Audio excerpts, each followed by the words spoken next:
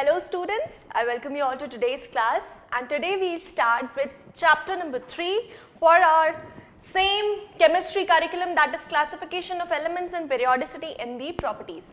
It is lecture number 1 today. Okay, चलो.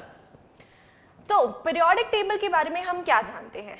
See, class 10th में हमने देखा था what is periodic table, history देखी थी, basic history. Yes. Then we saw a few trends in the periodicity, yes, across the period, down the group, like that. Okay, इस chapter में भी यही पढ़ना है, बस we have to deal with things in deeper aspects. थोड़ा सा depth में देखेंगे concepts को. Okay, चलो. तो अगर हम बोले तो how many elements are known today? Periodic table में क्या पढ़ते हैं? Elements की study करते हैं. देखो, अच्छा, need क्या रही? ऐसी क्या जरूरत पड़ी कि हमें पीरियोडिक टेबल बनाना पड़ा? एलिमेंट्स को क्लासिफाई करने के लिए on the basis of their properties.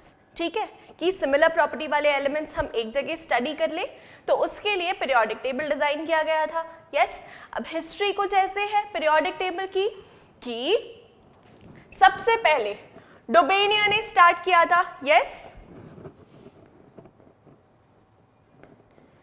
In the form of his triads. Dobania started the classification of the then known elements in form of triads. उन्होंने क्या किया था कि तीन elements के group बना दिए थे. Say for example, first हमारा जो triad था वो lithium, sodium, potassium था. Then we had calcium, strontium, barium. Yes. Then we had chlorine, bromine, iodine. तो ये कुछ हमारे triads थे, right? अब Dobereiner triad throughout the periodic table तो नहीं चल पाए. ठीक है, क्योंकि इसमें इन्होंने कहा था कि इन दोनों एलिमेंट्स के जो भी एटॉमिक मासेस हैं उनका एवरेज निकालेंगे तो इसका आ जाएगा.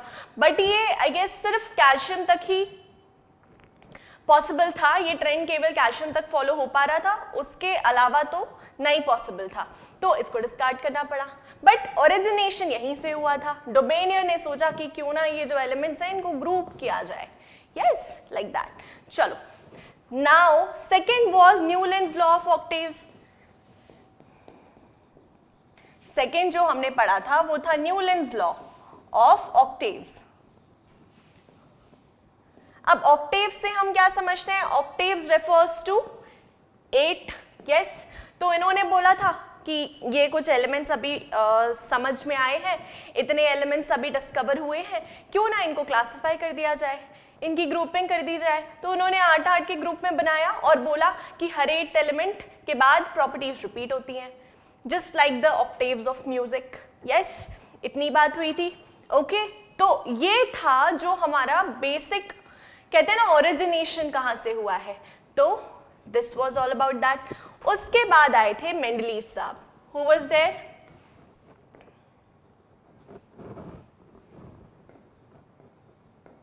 Mendeleev. Okay, Mendeleev gave his periodic table और उन्होंने अपने हिसाब से अरेंजमेंट करी, लेकिन उनका बेसिस ऑफ अरेंजमेंट क्या था? Atomic mass. बस यहीं पर वो गलती कर गए.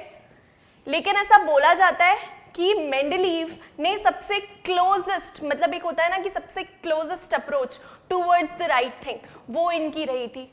ठीक है, इसके बाद मेंडलीव के बाद आया था modern periodic table finally. Okay, तो Mendeleev gave the periodic table and उन्होंने उसमें एलिमेंट्स कैसे क्लासिफाई किया था? On the basis of the atomic masses, increasing atomic masses के बेसिस पर.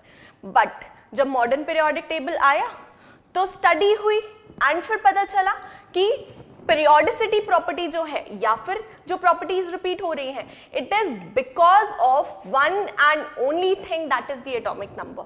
ठीक है, तो मॉडर्न पीरियोडिक टेबल में वो बात हुई थी, राइट? तो आई होप आपको ब्रीफिंग क्लियर है. Modern periodic law and the present form of periodic table. तो मॉडर्न पीरियोडिक लॉ क्या स्टेट करता था? It stated that the physical and chemical properties of elements were a periodic function of their atomic number. Yes, what were they? They were a periodic function of their atomic number. Yes, that was the modern periodic law. अब present form of periodic table अगर हम देखने जाते हैं तो it is somewhat like this.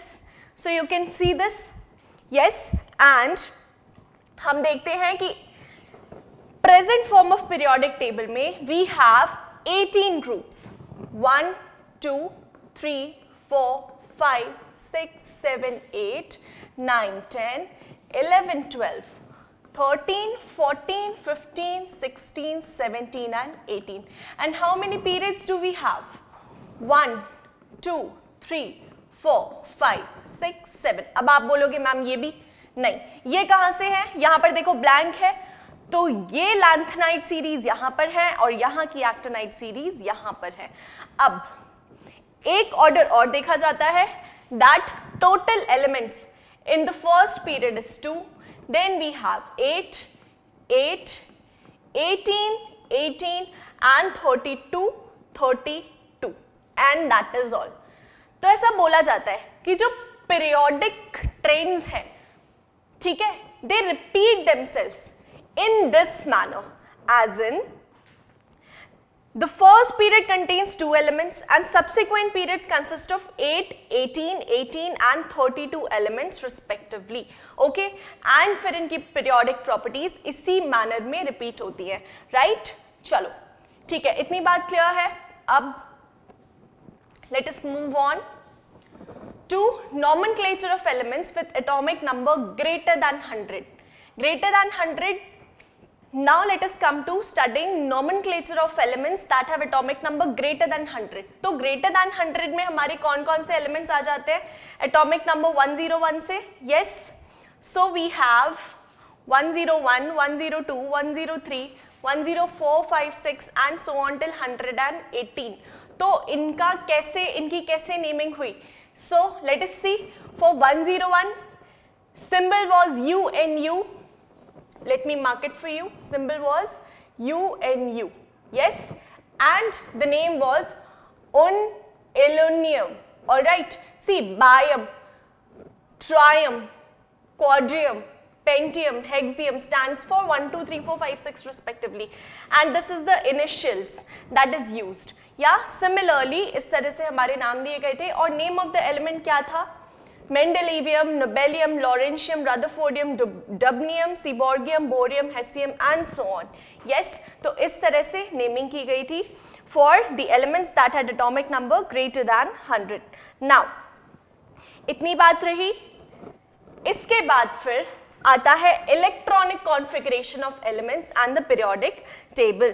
तो students, we know that an element's location in the periodic table reflects the quantum number of the last orbital filled.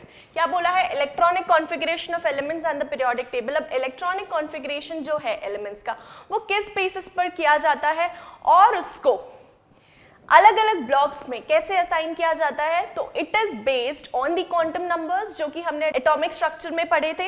Yes, so electronic configuration reflects the quantum numbers. Basically quantum number से हम क्या समझते हैं? For example, किसी element का electronic configuration है 1s2, 2s2, 2p6. Yes, तो which element is this exactly? हम कुछ इन्फर कर सकते हैं. 6, 7, 8, 9, 10. 10 टोटल इलेक्ट्रॉन्स हैं. 10 टोटल इलेक्ट्रॉन्स किसके केस में होते हैं? नियॉन के केस में होते हैं. Yes, neon has the atomic number equal to 10. Okay, और अब अगर क्वांटम नंबर्स के बेसिस पर इसका ओरिएंटेशन निकालें कि किस तरह से इलेक्ट्रॉन्स ओरिएंटेड है, तो we can easily figure out that. Yes, तो इसीलिए हम बोलते हैं कि an elements location in the periodic table reflects the quantum numbers, क्योंकि क्वांटम नंबर्स क्या बताते हैं? एड्रेस बताते हैं. Yes, now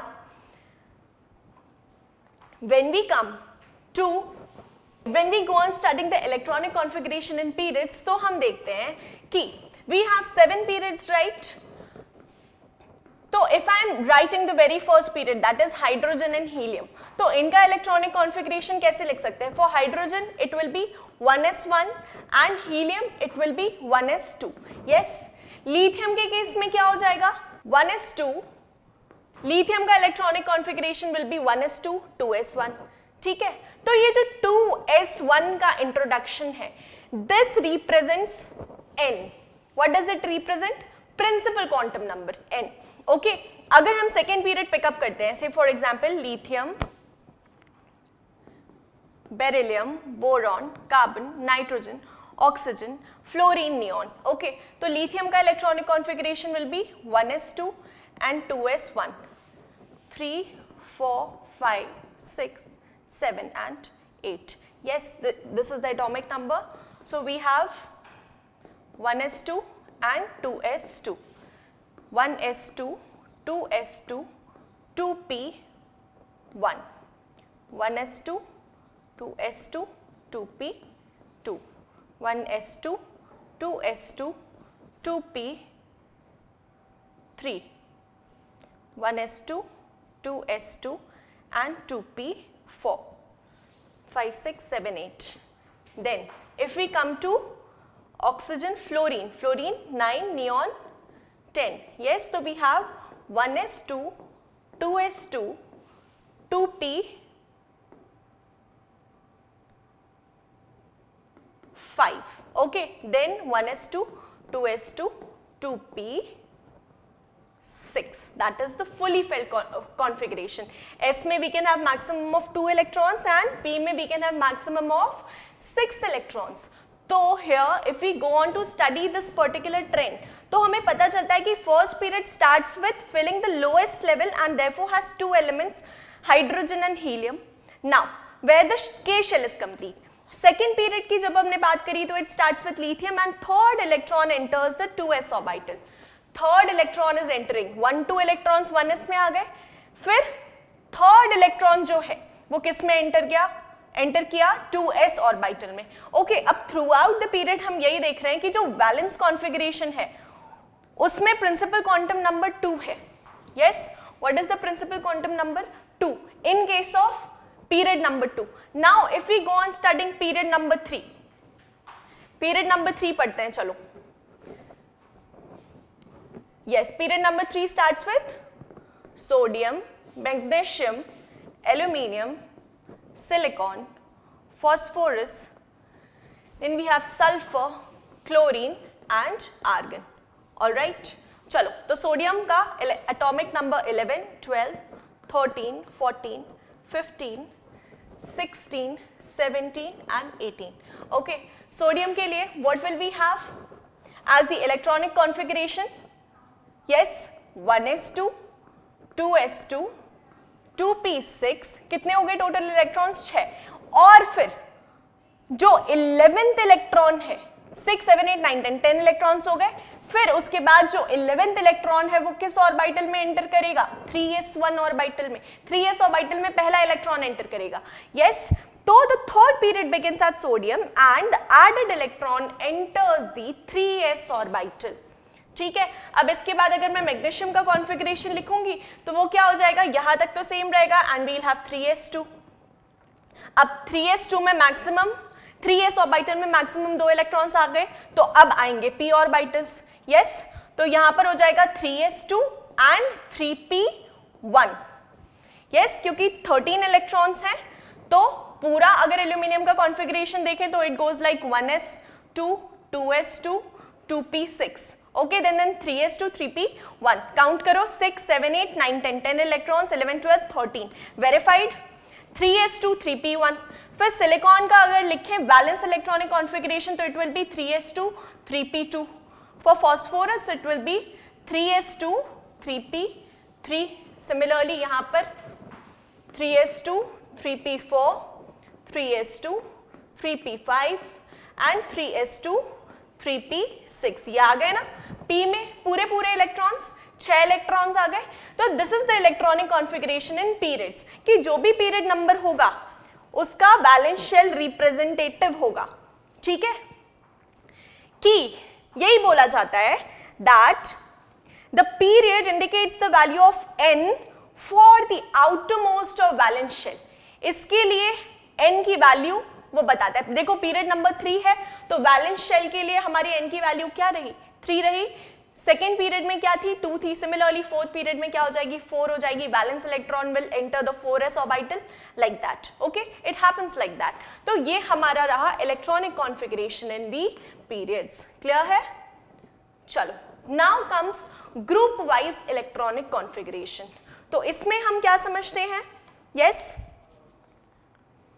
group wise electronic configuration, if we go on studying, तो elements in the same vertical column or group have similar valence electronic configuration. एक बात अगर हम देखो group 1 और group 2 डिस्कस कर लेते हैं, या चलो let us discuss all the groups.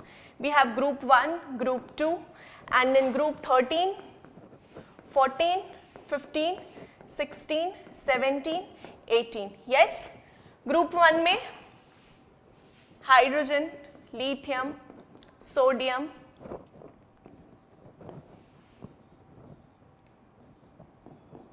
Yes. एक ट्रेंड देखो, हाइड्रोजन का इलेक्ट्रॉनिक कॉन्फ़िगरेशन 1, लिथियम का 2,1, 2,8,1, 2,8,8,1 for potassium and so on. तो एक ट्रेंड देखने मिल रहा है कि ग्रुप 1 में जो नंबर ऑफ वैलेंस इलेक्ट्रॉन्स हैं वो सेम है.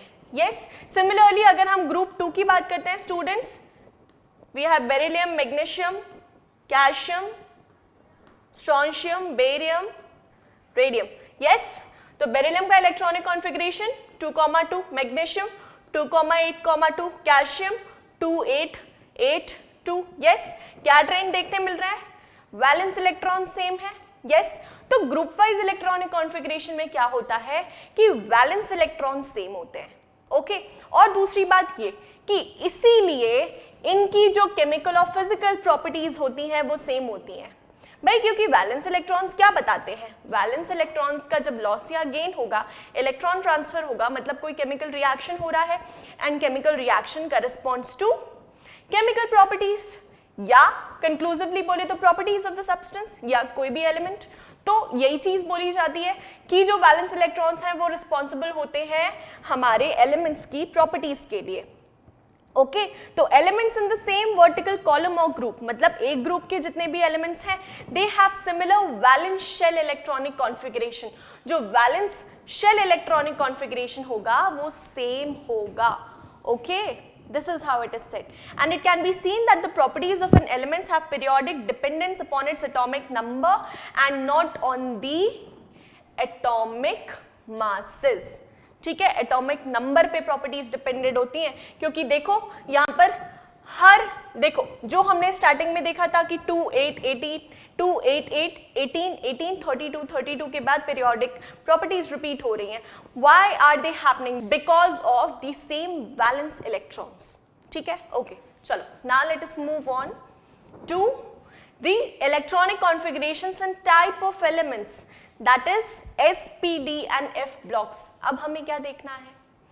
SPD and F blocks देखने हैं. ओके, तो देखो S ब्लॉक में आएगा हमारा first group and second group. S block में क्या आ जाएगा? First and second group. P block में ग्रुप 13 से लेकर के ग्रुप 18 तक का पूरा सेक्शन आ जाएगा. ठीक है, क्लियर है इतनी बात? ग्रुप 13 से ग्रुप 18 तक. डी ब्लॉक कहां से कहां तक रहता है? This is our D block.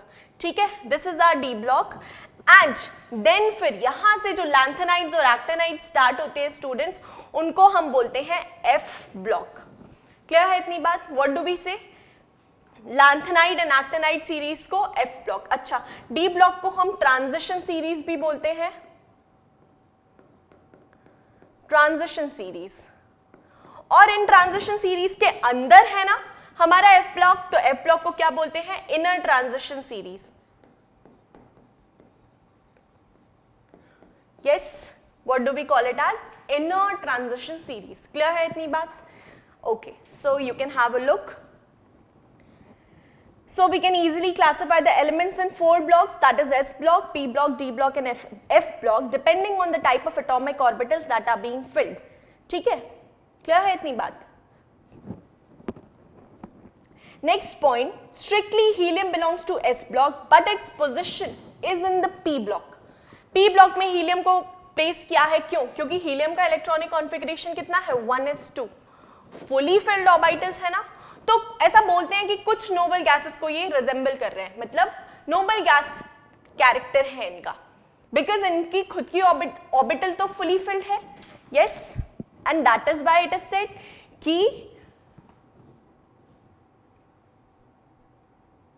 helium belongs to S block, but its positioning in the P block along with other group 18 elements is justified because it has completely filled valence shell. As a result, exhibits properties characteristic of other noble gases. ठीक है.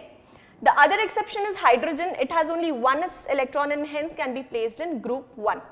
लेकिन it can also gain an electron to achieve a noble gas arrangement and hence can behave similar to group 17 elements also. Okay? ठीक है. So this is all about the blocks that we have to study. Yes. All right students, so अब next class में हम continue करेंगे with the S, P, D and F blocks. All right, that's all for today's lecture. Thank you guys. Have a great day.